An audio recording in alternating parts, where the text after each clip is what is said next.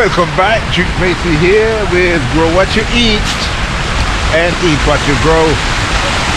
I'm here at work, but today we want to talk about winemaking, and my grapevine. Let's go and see how I started making wine. Here at the allotment, I have these grapes. They're very sweet grapes. People use them for making wine. I use them to make grape juice, because every year you get between 80 and 120 litre of grape juice. Very, very sweet. You have to water it down. Nice to drink when it's cold. I always wanted to know how to make wine out of these, but I had no idea how to make wine until one day I was in school learning my diploma in horticulture and found out that they wanted us to work in a grapevine. When I worked in this grapevine, I asked them, do they make wine? Farmer Baysee, KFC, the boy them want. I got them round the corner a char, and all the doctor say the boy them see it weak. Due to where the char and see. Grow some food beneath your feet. Talking at the gun, come make we dig it up and blow it up. Make we silence, chaff we rake and then we break it up. Sharpen up, we'll assist in thing out there, we chop it up. Food we have to plant it up, harvest have to share it up. Out in a me ground hole there, yes please. I listen nature music with the birds and the bees. But me have to put up with pest and disease. Slugs and fly and fox with fleas. Two-footed pest we don't say sorry nor please. Trample your cucumber, your potato and your peas. The doctor said the food with them and them cause disease. Skyscraper burger and the hip cheese. Know it reaching at them seed, them a fire breeze. KFC, the boy them want. I got them round the corner a char, and all the doctor say the boy them seed it weak. Due to where the char and seed. Grow some food beneath your feet. All I wanted to do is just get home and wash my own grapes and put my grapes through my own press, make some wine juice and start to make wine. This was really the very first day that I've ever made wine in my life.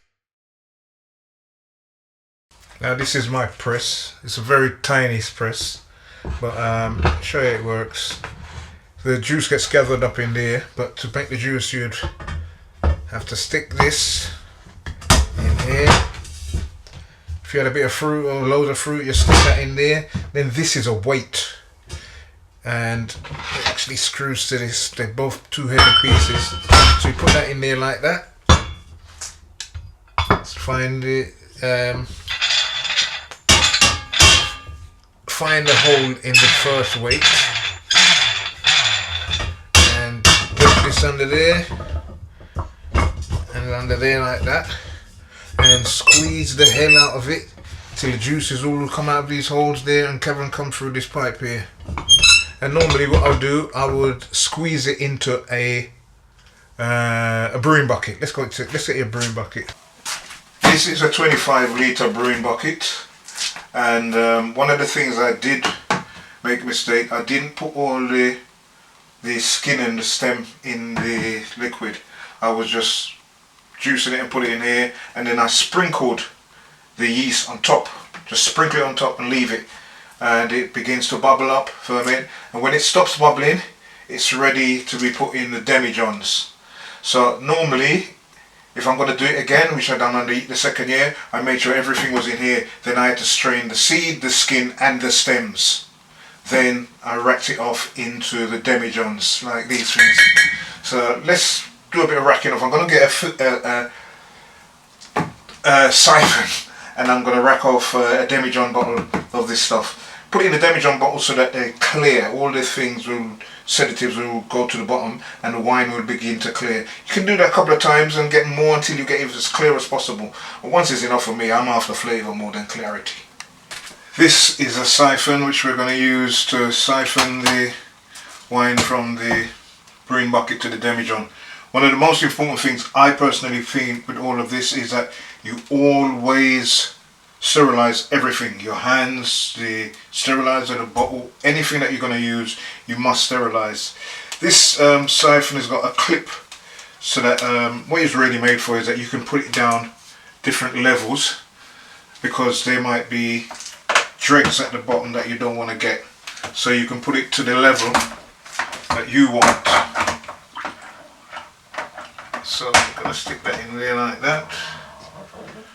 We're going to put this in here like this, and then pump away till we get it come through. As you can see, we're now doing what they call racking off. Farmer Baysee, KFC, the boy them want. I got them round the corner a char, and all the doctor say the boy them see it with 2 to 1 a jar, and see. Grow some food beneath your feet.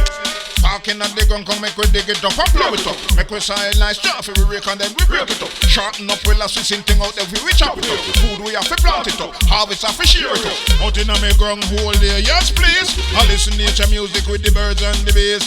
But me have to put up with pest and disease. Slugs and fly and fox with fleas. Two-footed pest with no sorry. Now this video was the first time I made wine, and I must admit I made so many mistakes. But now I've got a bit more experience. I'm going to teach you how to make wines like blackberry wine, elderflower wine, grape wine, mango and pineapple wine. These are things that I've used my experience now to go a bit more further in making wines. Anyway, we're at the end of the video, so make sure you like, share and subscribe. Also give the thumbs up. That way we can grow what you eat and eat what you grow.